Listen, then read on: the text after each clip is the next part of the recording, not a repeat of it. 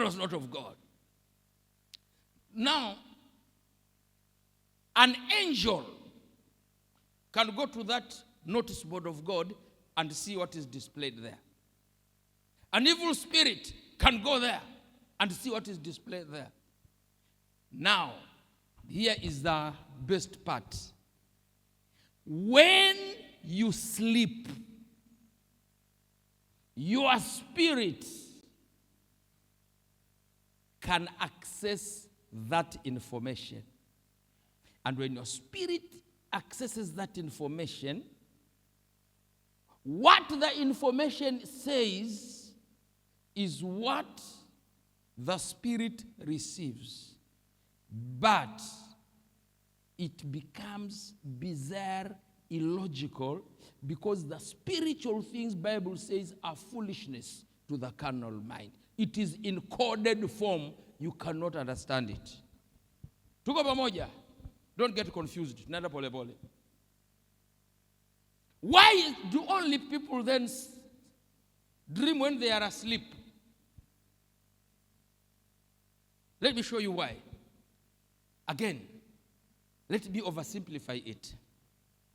Imagine a worker that is employed in a certain office. Have we imagined? I don't see you imagining. Are you imagining? But I'm imagining a worker who has been employed in a certain office, a public office. His duty is to serve customers as they come in. So there's always a queue. They are coming. Next, he's serving them. He's serving them. She's serving them as they come. When it reaches midday, the door is closed and they are given a lunch break. All right? Now, during that lunch break, this worker will not go out. Instead, he will pull from his drawer a cup or a bottle of juice, maybe a samosa, mandazi, whatever he wants. Put them on his desk because it is lunch break, nobody is coming. Then, put his feet up on the table, and relax. Then as he drinks his juice over lunch break, he grabs a newspaper and then flips through, catching up with the news, isn't it? Or, if he has got a radio, he switches on the radio, anasikiza matangazo. Or if he's in the internet, anafungua internet, anaanza kuangalia news. All right? He would not have done that when customers were there because he would not be able. Now, that is exactly what happens when you dream. This body is the customer. The spirit is busy ensuring this body is alive, making sure the body is doing all that pertains to life. When you go to sleep, the body is switched off. That means it is lunch break. Amen? No more customers are coming, and we hear you go.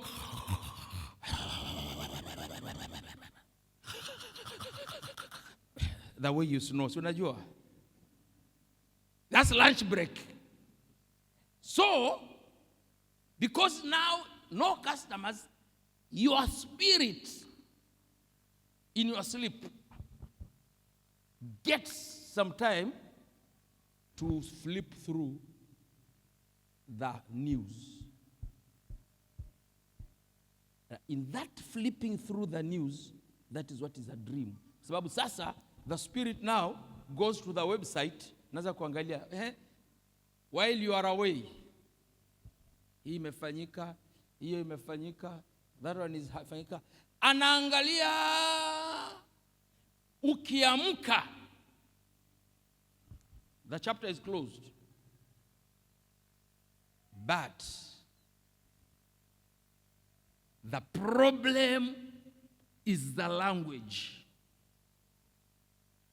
In fact, even during the day, if you sleep even on your chair and fall asleep and there's no disturbance, you will dream. Si ndio? Watu wengine ufikiria kuota mchana is illegal. No, it's not illegal. In fact, it shows you are healthy and connected. Unakaa, especially when you have eaten sima na maziwa mala, saa 7. Notorious. You just stretch yourself, ni saa 8, and then you drift off.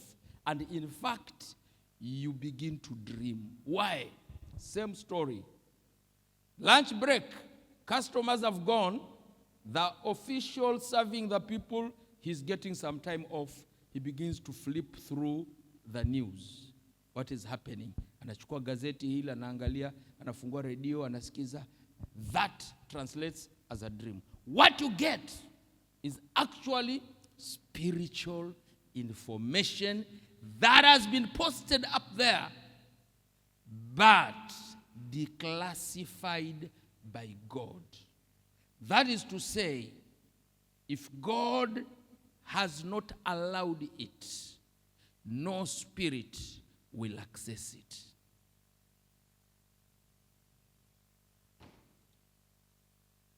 Look at it this way. One day,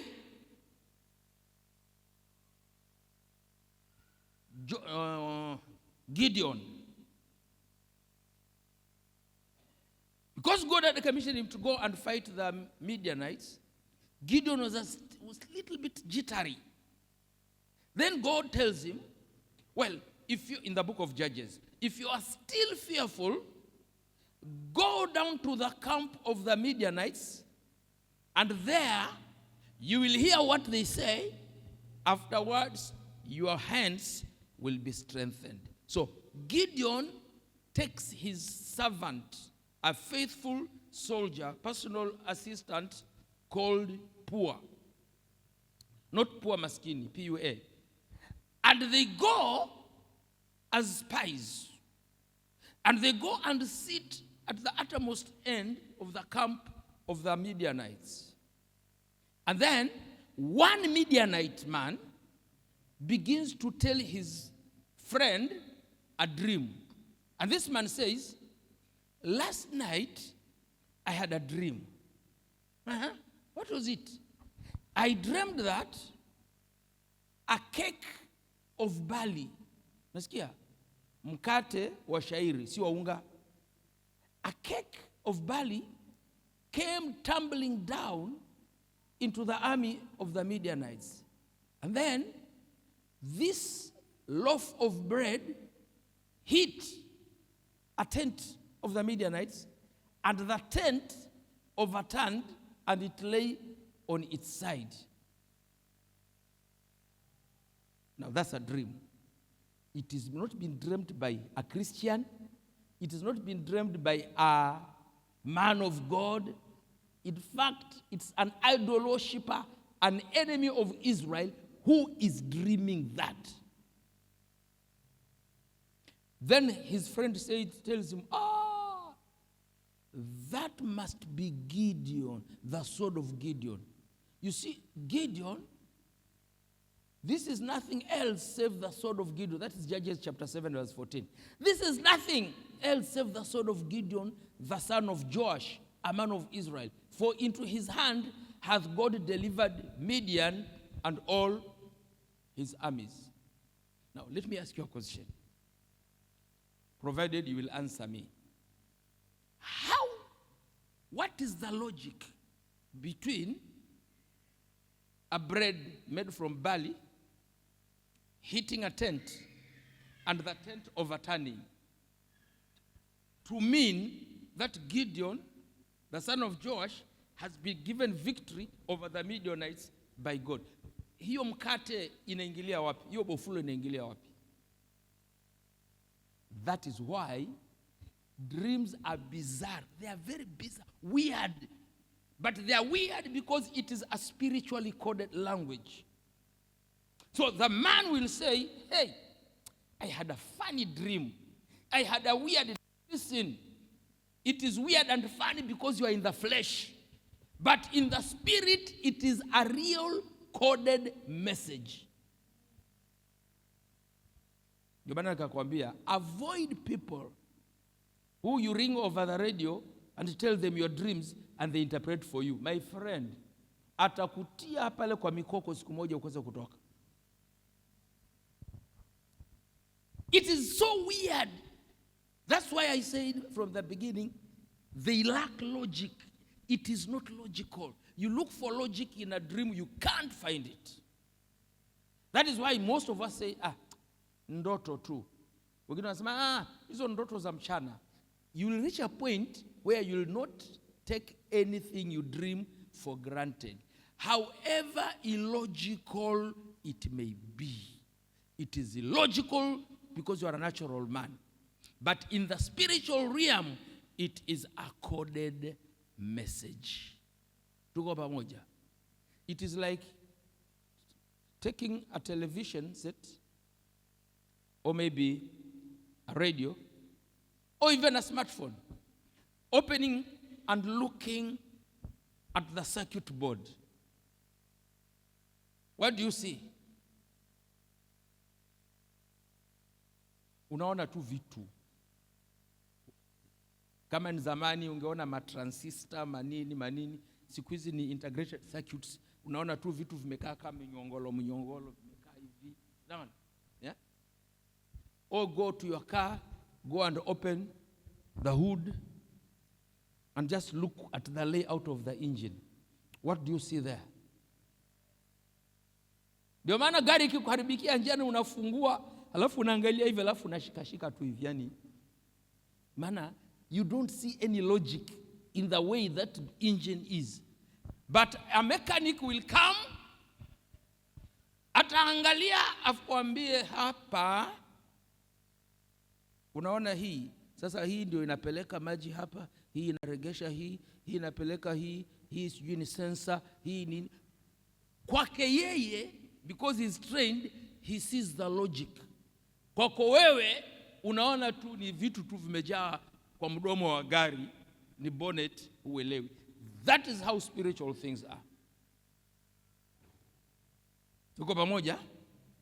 So that is now the general concept of dreaming. Now, let's bring God into the picture. And how do you start? I want to go by a law called the law of first mention in the Bible, where something is mentioned first in the Bible.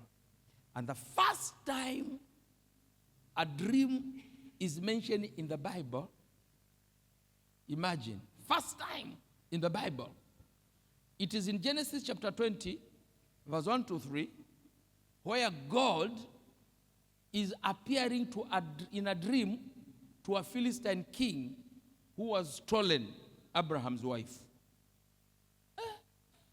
Even wife stealers can dream. Imagine. Wife stealers dreaming. Listen to this. And Abraham journeyed from thence towards the south country and dwelt between Kadesh and Shur and sojourned in Gerar. And Abraham said of Sarah, his wife, "She is my sister."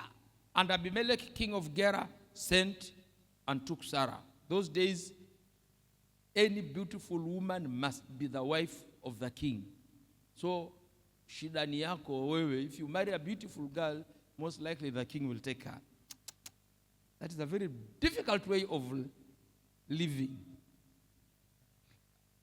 But God came to Abimelech in a dream by night and said to him, "Behold, thou art but a dead man, for the woman which thou hast taken, for she is a man's wife." Listen to this. God is the one who introduces, he's the one who initiates a dream to talk to Abimelech so that he refrains from stealing Abraham's wife. That is a typical case of God using the dreaming faculty in man to make his will known to people. God decided to use that faculty. But if he had not, he could have used any other thing. In Egypt, Abraham suffered the same fate. Mnakumbuka? Akadanganya pia Farao kwamba Sara ni dada yake. Na Sara akaulizwa, huyu ni nani? Huyu ni ndugu yangu mkubwa. In fact, toka ntoke.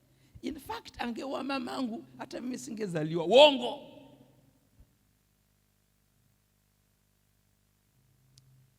In Egypt, we are not told. The Bible is silent about how God made Pharaoh know that Sarah was Abraham's wife.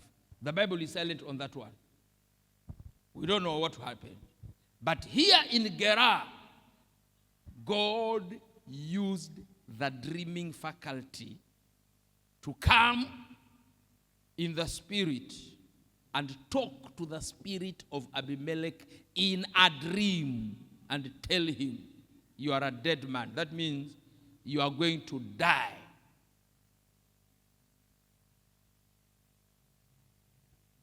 Since then, we see the Bible talking about spiritual communication between man and spirits. Between man and spirits. There's a lot of communication going on. Namna hiyo. Hata wewe usiku umeota ama umelala fofofo.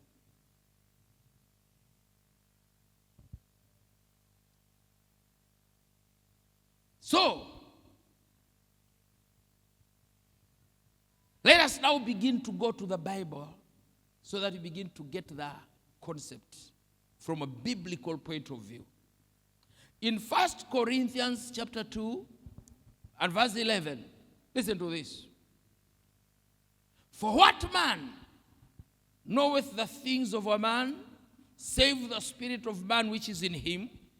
Even so, the things of God knoweth no man, but the Spirit of God. So he's saying, if you want to know the things of God, you must access the Spirit of God. That is the construct. If you want to know the things of a man, you must access the spirit of man. Because it is the spirit of man that knows the things of man. Now, let me talk about something. It is not related to dreams, but I also want to use it as a caution. Never involve yourself with such. There is something called hypnosis. Have you heard of hypnosis? In hypnosis, you are made comfortable. You could be sitting on a chair, and a hypnotist will do some things that will cause you to black out physically, but you will still be conscious. Then the hypnotist will begin to talk to you, but you will be speaking while you are asleep, sitting on a chair. Any secret that he will ask of you, ambayo uliapa, ukaramba kidole, ukagusa chini, ukaweka juu, ukasema haki ya Mungu, hii ni siri kwa moyo, utaisema. Ubaya ukiamka hautajua umesema nini. Listen, gentlemen and ladies. According to me, that one is a branch of witchcraft. Now, let's not argue. Sindio? And you tell me, no, it is science. It is not science. It is witchcraft. Anything, any person who bypasses your physical, natural faculty and begins to talk to your spirit directly while he himself is in the flesh, and he talks to your spirit while you are unconscious, that is witchcraft.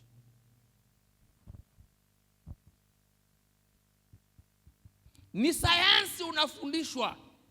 Hata witchcraft ni science. In fact, witchcraft is a craft. Ndio maana inaitwa witchcraft. It is a witching craft. So a witch is actually a craftsman.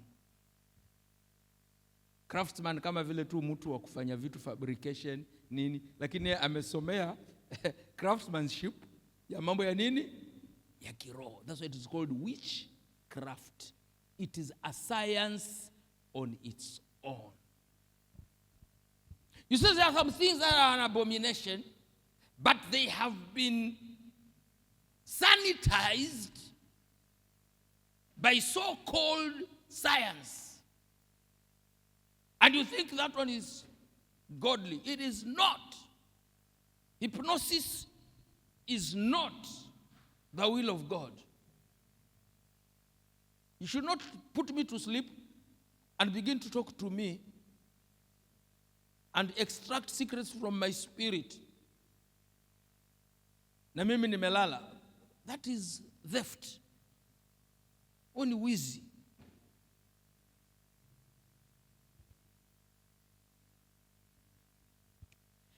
Some people claim that it is actually a form of therapy, whereas a psychologist is trying to pinpoint your problem. And he will talk to you. You say, oh, ni mtu wa miaka 40. He will talk to you until you talk about the things that happened to you when you are 5 years old. That is hypnosis I'm talking about. Ukiwa miaka 5, vitu hata we mwenyewe hujui, utamwambia kila kitu. Ukiamka hujui umesema nini. My friend, nobody would be in his right mind would be willing to go to such therapy. Akiniuliza pin number,